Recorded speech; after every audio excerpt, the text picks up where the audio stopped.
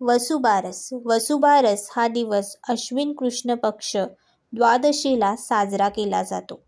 त्या दिवशी गोवत्स द्वादशी आहे. गोवत्स द्वादशीला गाई गुरांबाबत कृतज्ञता आणि प्रेम व्यक्त केले जाते. हिंदू धर्मात गाईला गोमाता असे म्हटले जाते. गाईला धर्मात महत्त्वाचे स्थान आहे. असे म्हटले जाते की गाईच्या पोटात 33 कोटी देवांचे स्थान आहे. त्यामुळे गायीची पूजा केल्याने आपला नमस्कार 33 कोटी देवांपर्यंत पोहोचतो. गायीचा सन्मान करण्यास वसुबारस हा दिवस मानला जातो. हा सण अश्विन कृष्ण पक्ष द्वादशीला साजरा केला जातो. या दिवशी गायीला तिच्या पाडसासह पूजतात. वसू म्हणजे काय? वसू म्हणजे द्रव्य किंवा धन आणि त्यासाठी आलेली बारस म्हणजे द्वादशी. म्हणूनच या दिवसाला गोवत्स द्वादशी असे म्हटले जाते. आता आपण बघणार आहोत की वसुबारस यामागे काय पौराणिक कथा आहे आणि ही कशी साजरी केली जाते. यासाठी व्हिडिओला शेवटपर्यंत नक्की बघा.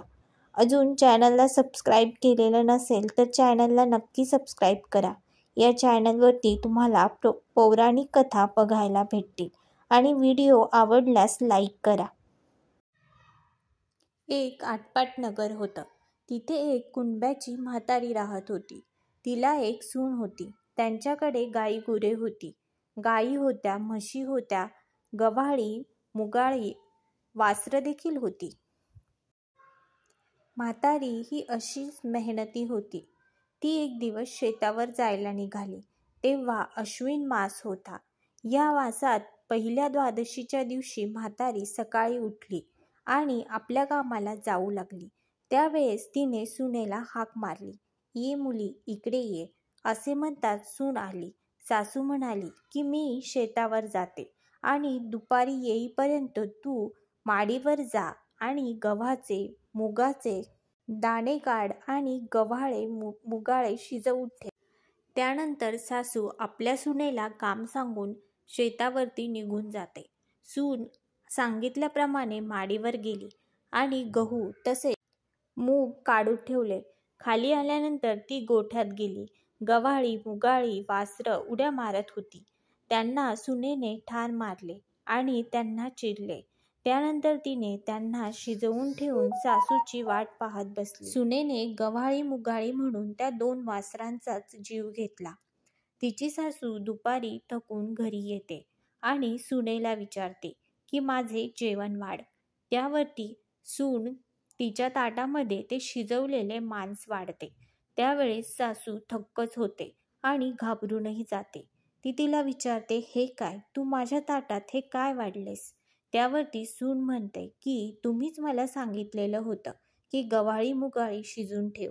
हे ऐकून सासूला खूपच पश्चाताप होतो आणि ती डोक्याला हात लावून बसते.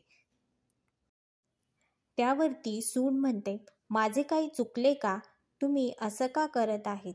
त्यावरती सासू म्हणते, "हा चूक नाही तर हा खूप मोठा अपराध आहे आणि याची शिक्षा आपल्याला भोगावीच लागेल."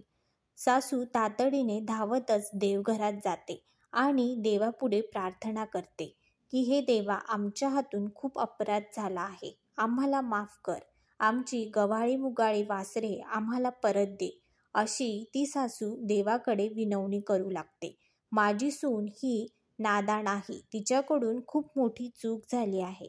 परंतु तू मोठे मन करून आम्हाला माफ कर. अशी ती म्हातारी देवीकडे प्रार्थना करू लागली.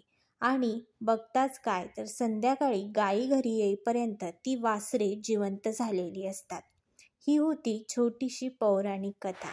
मित्रांनो, यामुळेच या दिवशी वसुबारस साजरी केली जाते आणि गायी आणि वासरांची पूजा केली जाते.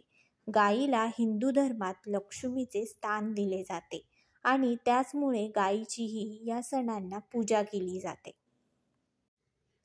ही छोटीशी वसुबारसची कथा कशी वाटली हे कमेंट करून नक्की सांगा आणि आवडल्यास चॅनलला सबस्क्राईब करा आणि कमेंट करायला विसरू नका.